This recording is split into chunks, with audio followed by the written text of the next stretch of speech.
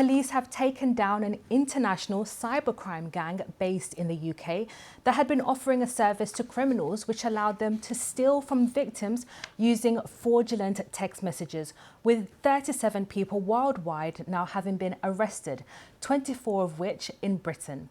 It's estimated that 70,000 people have fallen victim to the scams, which saw them put their personal details into a website hosted by LabHost. Our reporter Tom Simons has the details. It's 5 a.m. in South London, the end of a 2-year investigation.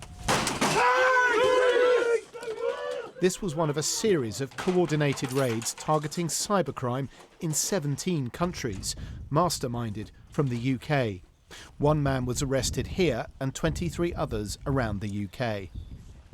And this all began about 2 years ago when security experts for the banking industry spotted on the dark web criminals offering other criminals a service, a way to make money using phishing with a PH.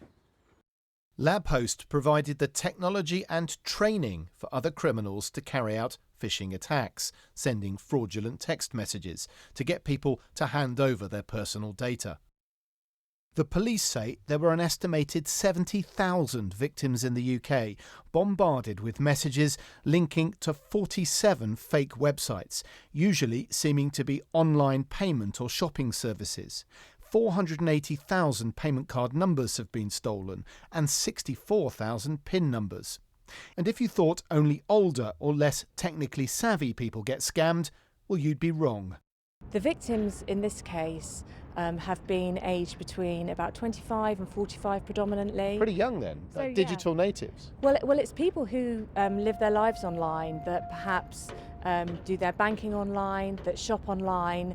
They're more likely to fall victim to this because their use of the internet is just so prevalent.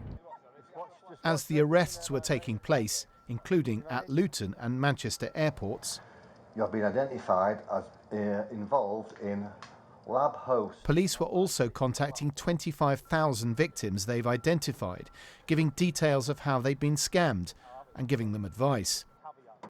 As for LabHost, well, yesterday this was the moment it was shut down and replaced with this message from the police to the scammers. Tom Simons, BBC News, South London.